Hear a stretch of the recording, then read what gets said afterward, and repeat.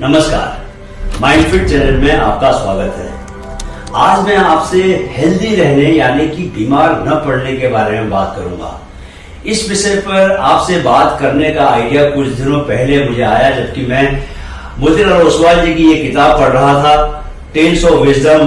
उन्होंने कुछ दिनों पहले मुझे उपहार भी दी थी। इसमें उन्होंने बहुत सारी सच्ची कहानियां दी हैं, ऐसे लोगों की कहानियां जिन कहानियों को पढ़ के आप इंस्पायर होते हैं और वो इंस्पिरेशन कहीं ना कहीं आपके जीवन को स्वस्थ बनाने में, हेल्दी बनाने में काम आता है। तो जरूर इन कहानियों ने उनको भी इंस्पायर किया होगा और वे इन कहानियों के जरिए दूसरों को इंस्पायर कर रहे हैं। बहुत अच्छी बात है, वे खुद से बहुत हेल्दी और हैप्पी लाइफ जीते हैं और सक्सेसफुल लाइफ भी जी रहे हैं। तो ये हैप्पी लाइफ, हेल्दी लाइफ और सक्सेसफुल लाइफ, ये तीनों चीज अगर किसी के जीवन में आ जाए तो फिर जीवन का आनंद ही कुछ और हो जाता है। तो क्यों ना ये सबके जीवन में आए, क्योंकि मुझे ऐसा लगता है कि जो खुशी, जो आनंद और जो हेल्थ मेरे जीवन में है वो आपके जीवन में भी होनी ही चाहिए। क्यों नहीं होनी चाहिए? अगर कुछ बातों को बता के आप भी उस तरह का जीवन जी पाते हैं तो ये तो बहुत अच्छी बात होगी। इसीलिए आज मैं आपसे ये बात इस विषय पर चर्चा कर रहा हूं कि किस तरह हम हेल्दी, हैप्पी और सक्सेसफुल लाइफ जी सकते हैं। क्या है कि मैं अपने जीवन की ओर पीछे मुड़ के देखता हूं तो पाता हूं कि 10 साल पहले, 12 साल पहले तक मैं भी एक बेहोश किस्म का जीवन जी रहा था। 10-12 साल पहले मैंने हेल्दी जीवन जीना शुरू किया, कोशिश शुरू की। धीरे धीरे वो उसमें मैं कामयाब होता गया। मैंने पहले मैराथन दौड़ना शुरू किया। सबसे पहले 2011-2012 में मैंने फुल मैराथन दौड़ा मुंबई का। फिर धीरे धीरे मैंने अपनी बुरी आदतों पर कंट्रोल करना शुरू किया।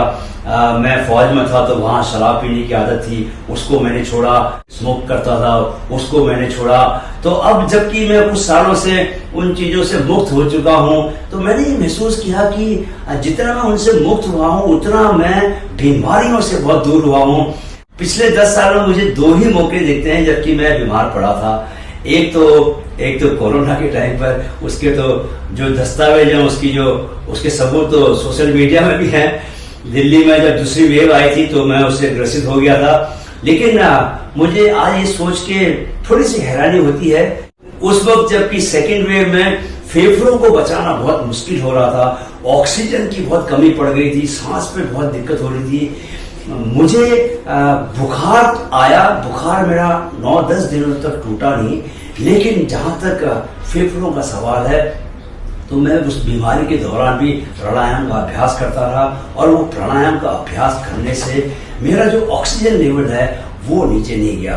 95% से वो नीचे नहीं गया। मैं अस्पताल में भी एडमिट रहा और मैंने रेमडेसिविर लेनी पड़ी मुझे, लेकिन उसकी वजह जो थी वो मेरा बुखार था जो कि टूट नहीं रहा था। कोरोना से पहले जो बीमार पड़ा था वो एक मैराथन दौड़ने से पहले की बात है, जब मैं 4 घंटे से कम समय में फुल मैराथन करने की कोशिश कर रहा था और उसके लिए मैंने सब कुछ दांव पे लगा रखा था। मैं वीगन भी बन गया था। लेकिन क्या हुआ था कि ठीक दौड़ने से ठीक पहले, क्योंकि यहाँ पर थोड़ी बहुत ठंड होती है उन दिनों, जिन दिनों मुंबई मैराथन का आयोजन किया जाता है दिसंबर-जनवरी में, जनवरी की तीसरे संडे को एग्जैक्टली ये मैराथन होती है। तो मुझे थोड़ा वायरल हो गया था और ठंड लगनी शुरू हो गई थी। तो याद है मुझे कि मैंने दवा लेके इस मैराथन को दौड़ा था और 4 घंटे तो क्या छोड़ दीजिए, किसी तरह मैंने उसको पूरा किया था क्योंकि क्रैम्प बहुत आ रहे थे और मैंने 4 घंटे 34 मिनट में इस फुल मैराथन को पूरा किया था। तो वो मुझे याद आ रहा है कि जबकि मैं बीमार पड़ा था। तो मैं आपसे नॉर्मन कजिंस की बात कर रहा हूं, जिसका उन्होंने अपनी किताब में किस्सा बताया है कि इन्हें एक ऐसी बीमारी हो गई थी जिसके बारे में उस समय डॉक्टर्स ने कहा कि भाई ये इसमें 500 में से सिर्फ एक केस होता है जो कि बच पाता है, जिससे कि इस बीमारी के गंभीर परिणाम नहीं भुगतने पड़ते, बाकी सबको भुगतने पड़ते हैं। नॉर्मन कजिंस ने लेकिन हार नहीं मानी। उन्होंने तरह तरह के एक्सपेरिमेंट करने शुरू किए। सबसे बड़ा जो उन्होंने एक्सपेरिमेंट किया वो ये किया कि उन्होंने दर्द से बाहर आने के लिए खुश रहने का अभ्यास किया, हंसने का अभ्यास किया। हंसने के जरिए उन्होंने खुशी को महसूस करने का अभ्यास किया। इसके लिए उन्होंने बहुत सारी ऐसी फिल्में देखी जो आपको हंसाती हैं, ऐसी किताबें पढ़ी, ऐसे दोस्तों को अपने करीब रखा जो कि हंसाते हैं। ऐसे बहुत सारे हमारे दोस्त होते हैं जो कि हंसाने में मास्टर होते हैं।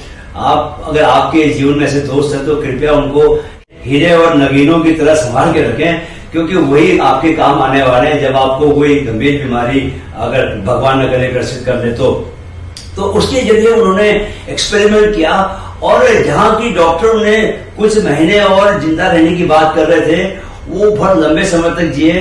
75 वर्ष की आयु में अंततः उनका देहांत हुआ, लेकिन उन्होंने उस बीमारी का बहुत सफलतापूर्वक मुकाबला किया, सिर्फ और सिर्फ अपने जीवन में ज्यादा से ज्यादा हंसी और पॉजिटिविटी को डाल के। तो देखिए, ऐसा बहुत लोग कहते हैं और मैंने बहुत लोगों को देखा है, उनकी कहानियां पढ़ी हैं कि वो ऐसी बीमारी से ग्रसित हो गए, डॉक्टरों ने कहा कि अब कुछ नहीं हो सकता आपका। ऐसे एथलीट हैं जिन्होंने टांगे खो दी अपनी, डॉक्टर्स ने कहा कि अब आप दोबारा कभी दौड़ नहीं पाओगे, और उन्होंने ओलंपिक में तक मेडल जीत के दिखाए। तो ये जो आदमी के भीतर सोचने की क्षमता है, आदमी के भीतर जो खुद को विजुअलाइज करने की क्षमता है, और आदमी के भीतर जो लड़ने की क्षमता है, वो बहुत कमाल की है।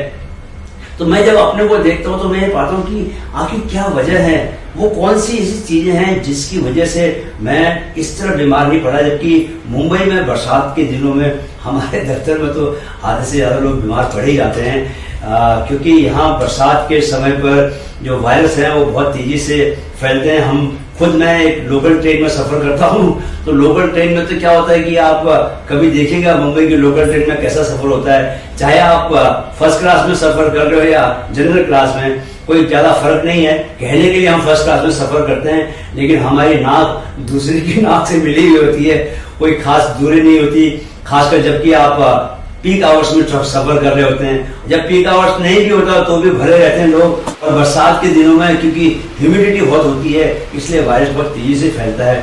लेकिन क्या है कि अगर आप ऐसी दिनचर्या जी रहे हैं जहां पर कि आप लगातार अपनी प्रतिरोधक क्षमता शरीर की बढ़ा रहे हैं, आप सुबह समय पर उठते हैं, जनरली खुश रहते हैं, और आप एक्सरसाइज करते हैं, प्राणायाम करते हैं, योग करते हैं, अच्छा भोजन करते हैं, तो कोई वजह नहीं कि आप बीमार पड़ेंगे। लेकिन इसके अलावा जो सबसे जरूरी चीज है वो है, आज मैं बात करने वाला हूं जिसके बारे में, वो है खुश रहना। अब खुश कैसे रहा जाए, यानी कि कोई दवाई तो है नहीं कि आपने खाई और उसके बाद खुश रहना शुरू कर दिया। तो खुश रहने के जो तरीके हैं वो मैं आज आप लोगों से बात करूंगा। सबसे पहले जो खुश होने के लिए अनिवार्य है वो ये है कि आपको अतीत को छोड़ के और भविष्य में जाए बगैर वर्तमान में रहना सीखना पड़ेगा। देखिए, अगर आप इस क्षण में नहीं है, मौजूदा क्षण में नहीं है, तो खुश रहना संभव नहीं है। क्योंकि अतीत में जाएंगे तो अतीत से आप बहुत सारी चीजें हो सकता है अच्छी उठा के लेके आए, है ना, बहुत सारी खूबसूरत अनुभव जो आपको हुए हैं, खूबसूरत अनुभूतियां जो आपको हुई हैं, उनको आप उठा के लेके आएंगे, तो आपका मन क्या करेगा कि उनको दोबारा से रिपीट करो, वही अनुभूतियां आपको फिर से चाहिए। अब लेकिन आपके वर्तमान में उस वक्त पे वो अनुभूतियां सपोज अगर ना मिल पाए तो आपका मन उदास हो जाएगा, आपका मन फिर अवसाद की तरफ जाएगा। इसी तरह जब आप भविष्य की तरफ जाएंगे कि मुझे ऐसा जीवन चाहिए, मुझे ये चीजें चाहिए, ये सफलताएं चाहिए, मुझे ये पद चाहिए, मुझे इतना पैसा चाहिए, मुझे इतना बड़ा बंगला चाहिए, मुझे इतना बड़ा घर चाहिए। जब भविष्य की तरफ जाएंगे, जब मन में कामनाएं उठेंगी और आप अपनी खुशी को कुछ सफलताओं से, कुछ चीजों को पाने से जोड़ देंगे, तो फिर से आपका मन हो सकता है कि अवसाद की ओर आपको लेके जाए, क्योंकि आपके वर्तमान में वो चीजें नहीं है। तो आपको खुश होने के लिए मौजूदा क्षण में रहना पड़ेगा और उन चीजों को स्वीकार करना पड़ेगा जो आपके जीवन में हैं। इस वक्त आपके जीवन में जो चीजें हैं उनको स्वीकार किए बिना आप खुश नहीं रह सकते। अच्छा, कुछ लोगों को जब मैं ऐसी बात बोलता हूं तो उनका वो इस तरह से सोचते हैं कि भाई अगर हम जो चीज हमारे पास है उसको हमने स्वीकार कर लिया और उससे संतुष्ट हो गए तो हम जीवन में विकास कैसे करेंगे, जीवन में हम आगे कैसे बढ़ेंगे, दुनिया तो कहां से कहां पहुंच रही है, हम तो वहीं का वहीं रहेंगे। तो मैं तो कभी ऐसा नहीं बोलता कि आप स्वीकार कर लो तो स्वीकार करके वहीं बैठे रहो। मेरा जो कहना है वो ये है कि आप मौजूदा स्थिति को स्वीकार करो, वर्तमान में रहो। जैसे ही आप उन चीजों को स्वीकार करते हो और ये मान लेते हो कि आपका ये वर्तमान है, वैसे ही आपका मन शांत हो जाता है। आपके मन में फिर शक्ति आती है, वो शक्ति आपको आगे की दिशा दिखाती है, वो शक्ति फिर आपसे वो काम करवाती है जिनसे कि आपको फिर वो सांसारिक सफलताएं भी मिलती हैं जिन्हें आप बड़ी ललचाई नजरों से देखते हैं। तो उनको पाने के लिए भी आपको कहीं ना कहीं पर वर्तमान में रहना सीखना ही होगा। वर्तमान में रहना सीखे बगैर आपके लिए खुश रहना संभव नहीं है। अच्छा, ऐसा नहीं कि आपके पास बहुत पैसा है, आप बहुत अच्छी पोजीशन पे हो, उसकी वजह से आपको इस बात की गारंटी मिलती है कि आप खुश रहें। जी नहीं, ऐसा नहीं है। क्योंकि ऐसा भी हो सकता है कि आपके पास बहुत दौलत है, आपके पास बहुत प्रतिष्ठा है, बहुत पदवी है, लेकिन फिर भी आप और बड़ी ज्यादा प्रतिष्ठा के लिए और पैसा कमाने के लिए और रुतबा कमाने के लिए आप अपने वर्तमान को छोड़ के भविष्य की ओर भाग रहे हो। तो ऐसी स्थिति में आप चाहे अरबपति हो या चाहे आप खरबपति हो, उससे कोई फर्क नहीं पड़ता। ये नहीं कहा जा सकता कि ऐसा होने की वजह से आप खुश भी रह रहे होंगे, क्योंकि हो सकता है आपकी जो दौड़ करोड़पति बनने पर थी, जब आप अरबपति बनना चाह रहे थे, वही दौड़ अब आपकी अरबपति से फिर खरबपति बनने की ओर आपको लेके जा रही हो। तो आप जो हाल आपका करोड़पति रहते हुए था, वही हाल आपका अरबपति रहते हुए भी रहेगा। तो इस बात को समझ लीजिए कि हेल्दी, हैप्पी और सक्सेसफुल जीवन के लिए कम से कम दो चीजें बहुत अनिवार्य हैं। पहला कि आपको अपने वर्तमान में रहना आए, वहां पर रहे बगैर आप कुछ नहीं कर सकते।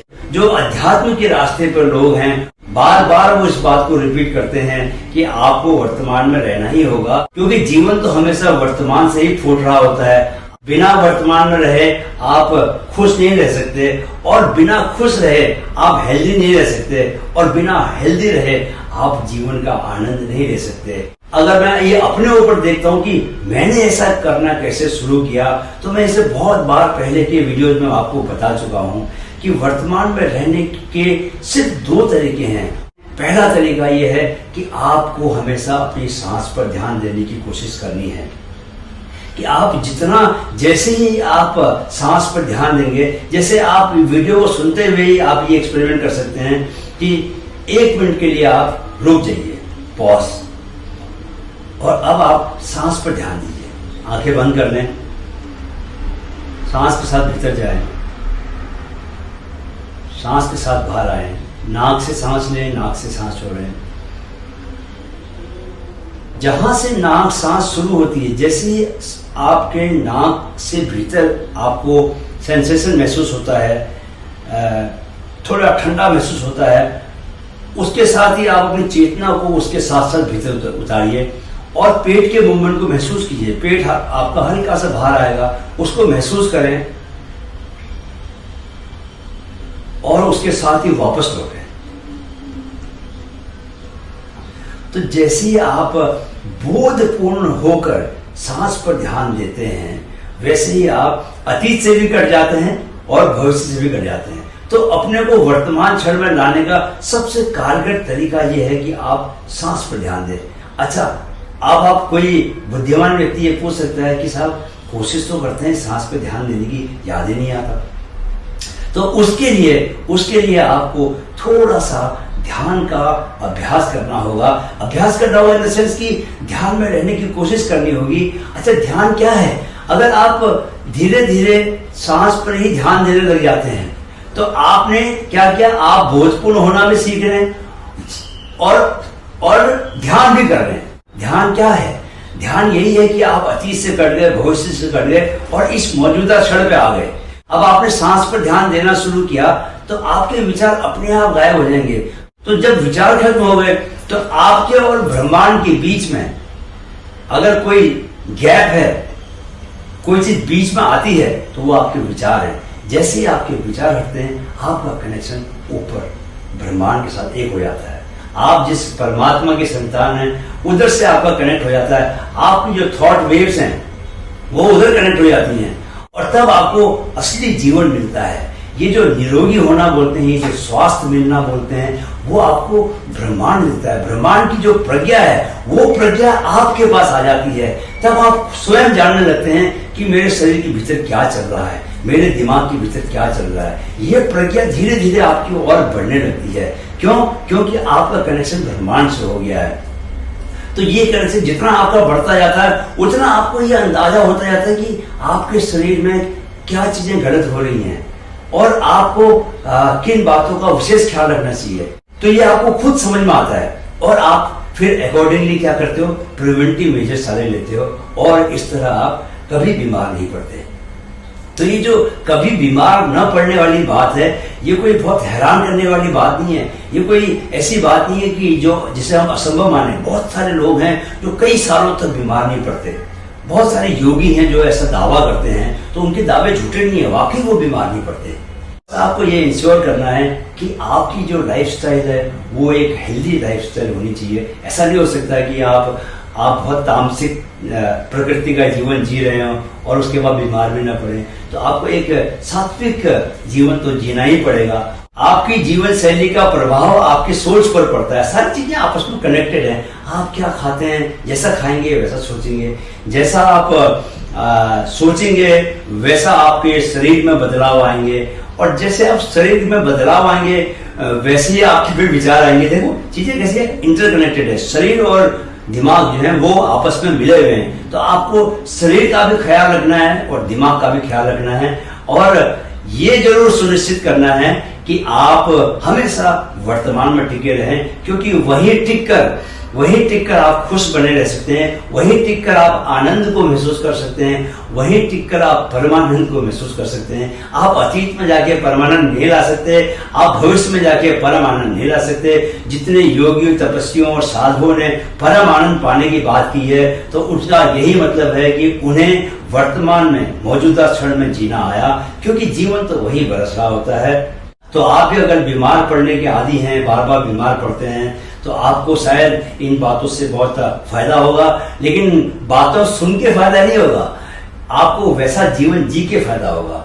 तो प्रॉमिस करें कि कल से ही आप वैसा जीवन जीना शुरू करेंगे, ध्यान की तरफ जाएंगे, प्राणायाम की तरफ जाएंगे, वर्तमान क्षण में हमेशा मौजूद रहेंगे और अच्छी जीवन शैली की तरफ जाएंगे, हेल्दी जीवन शैली अपनाएंगे। सुबह जल्दी उठेंगे, रात को समय पर सोएंगे और एक आनंद भरा जीवन जिएंगे, और वही आनंद अपने चारों ओर दूसरे लोगों के बीच भी फैलाएंगे। वीडियो देखने के लिए बहुत बहुत धन्यवाद।